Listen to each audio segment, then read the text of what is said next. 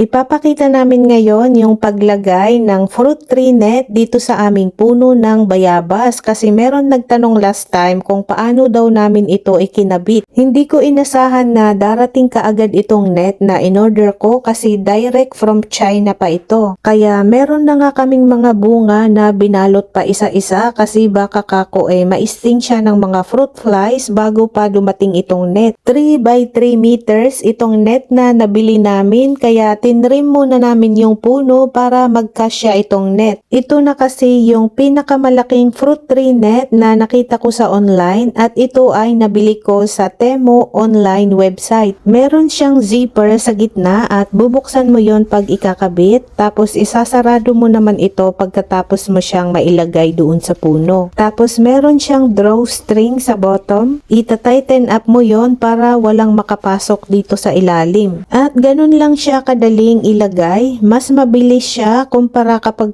binabalot pa isa-isa yung mga bunga.